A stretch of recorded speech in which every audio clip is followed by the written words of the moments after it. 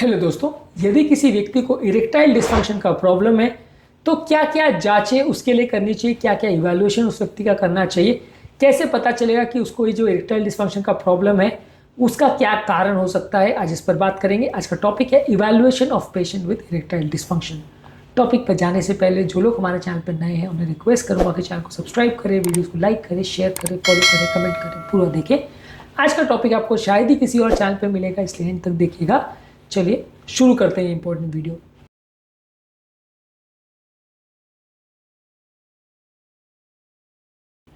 सबसे पहले आप पेशेंट की हिस्ट्री लोगे कि इरेक्टाइल डिस्फंक्शन का प्रॉब्लम कब चालू हुआ, कितना ड्यूरेशन हो गया, क्या सिवियरिटी है, क्या पैटर्न है, सडन ऑनसेट हुआ या बार बार हो रहा है, रुक रुक के हो रहा है, हर रोज होता है, हर बार होता है, या किसी स्पेसिफिक सिचुएशन में हो रहा है, किसी स्पेसिफिक पार्टनर के साथ हो रहा है, कोई स्पेसिफिक एक्टिविटी के दौरान होता है, कोई स्पेसिफिक प्रॉब्लम की वजह से कम या ज़्यादा हुआ है, कोई स्पेसिफिक घर पे इवेंट हुआ है जिसके बाद ये हो रहा है। ये सारी चीज़ें आप उसको पूछोगे। इसके अलावा आप पेशेंट से जानने का प्रयास करोगे कि ये क्वालिटी इरेक्शंस की है उनकी कैसी होती है, इसके अलावा कितने ड्यूरेशन तक इरेक्शन होता है, क्या उनकी कोई और एक्स्ट्रा सेक्सुअल एक्टिविटीज़ है, क्या वो मैस्टरबेट करते हैं, क्या उनके रात को इरेक्शंस होते हैं कि नहीं, नॉक्टर्नल इरेक्शन जो स्पॉन्टेनियस कई बार होते हैं वो हो रहे हैं कि नहीं। ये सारी चीज़ों को आप जानने का प्रयास करोगे। ये सारी चीज़ें आपको कुछ इंपॉर्टेंट इन्फॉर्मेशन देगी जिससे आपको असेस करने में मदद मिलेगी किसी पर्टिकुलर व्यक्ति को कौन से तरह का प्रॉब्लम है और क्या ट्रीटमेंट करने की आवश्यकता है। इसके अलावा अगर पेशेंट की कोई मेडिकल हिस्ट्री है, जैसे उसको कोई क्रॉनिक डिजीज़ है जैसे डायबिटीज़, हाइपरटेंशन, कोलेस्ट्रॉल, डिस्लिपिडीमिया, किडनी का प्रॉब्लम, ब्रेन का प्रॉब्लम, ये सारी चीज़ें आप पूछोगे पेशेंट से। पेशेंट को कोई साइकोलॉजिकल प्रॉब्लम है जैसे depression, anxiety, stress, relationship problems, ये भी इन्फ्लुएंस करती है इरेक्टाइल प्रॉब्लम को, तो इसलिए आप उसको भी पूछना ज़रूरी है। पेशेंट की कोई सर्जिकल हिस्ट्री है जैसे स्पाइनल कॉर्ड की कोई सर्जरी हुई है, पेल्विस की कोई सर्जरी हुई है या प्रोस्टेट की सर्जरी हुई है, तो उनको भी ज़्यादा हो सकता है, तो ये भी जानना आवश्यक है। इसके अलावा पेशेंट की कोई अगर मेडिसिन की हिस्ट्री है जैसे एंटी डिप्रेशन मेडिसिन ले रहा है, एंटी हाइपरटेंसिव ले रहा है, सीडेटिव्स ले रहा है, तो वो इरेक्टाइल फंक्शन को कॉम्प्रोमाइज़ कर सकते हैं।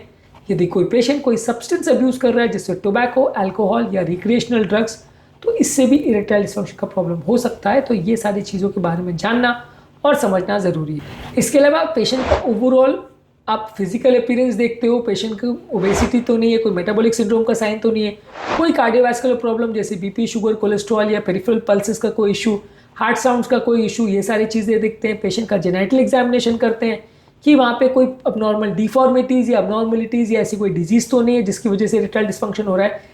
खासकर जैसे पेरियोनीज डिजीज़ एक होता है जो हमने अलग वीडियो में डिस्कस किया है, वो कई बार इरेक्टाइल डिस्फंक्शन कर सकता है। पेशेंट का ब्रेन का एग्जामिनेशन करोगे कि उसके रिफ्लेक्सेस या उसके सेंसेशन, ये सारी चीज़ें ठीक है या नहीं, लोअर एक्सट्रीमिटी में जाने वाली उसकी नर्व सप्लाई ठीक है कि नहीं, क्योंकि ये भी इफेक्ट कर सकती है इरेक्टाइल प्रॉब्लम को। इसके अलावा बेसिक टेस्ट में आप पेशेंट का लिपिड प्रोफाइल, उसका कोलेस्ट्रॉल, उसका शुगर, उसका टेस्टोस्टेरॉन लेवल, ये सारी चीज़ें टेस्ट करोगे। इसमें मॉर्निंग टोटल टेस्टोस्टेरॉन लेवल सबसे इंपॉर्टेंट टेस्ट है जो कि आपको बताएगा कि टेस्टोस्टेरॉन लेवल कम है या नहीं, उसकी वजह से इरेक्टाइल डिस्फंक्शन हो रहा है कि नहीं। इसके अलावा पेशेंट का प्रोलैक्टिन लेवल देख सकते हैं, अगर किसी को हाइपोगोनाडिज्म है यानी टेस्टिकल्स अगर छोटे हैं, वहाँ पे आप उसका ब्लड प्रोलैक्टिन लेवल देखते हैं। इसके अलावा LH और FSH हार्मोन्स का लेवल देखते हैं, ये भी कई बार हार्मोन्स होते हैं, वैसे तो ये फीमेल के हार्मोन्स है लेकिन ये लेवल्स भी कई बार देखते हैं कि ये कई बार ज़्यादा तो नहीं है, क्योंकि कई बार ये हार्मोन मेल पेशेंट में हाइपोगोनाडिज्म कर सकते हैं। थायराइड फंक्शन टेस्ट करते हैं, प्रोस्टेट स्पेसिफिक एंटीजन टेस्ट करते हैं उम्रदराज पेशेंट में कि कोई कैंसर वगैरह जैसा प्रॉब्लम तो नहीं। इसके अलावा आप पेशेंट का साइकोलॉजिकल इवैल्यूएशन करते हैं, ये देखने के लिए कि कोई साइकोलॉजिकल प्रॉब्लम तो नहीं है। नॉक्टर्नल पेनाइल ट्यूमिसेंस टेस्ट या रिजिडिटी टेस्ट करते हैं, ये देखने के लिए कि ऑर्गेनिक है यानी बीमारी की वजह से इरेक्टाइल डिस्फंक्शन हुआ है या साइकोलॉजिकल प्रॉब्लम की वजह से हुआ है। पेनिस का डॉपलर टेस्ट करते हैं, ये देखने के लिए कि ब्लड वेसल्स ठीक है नहीं, उसमें कोई प्रॉब्लम तो नहीं है।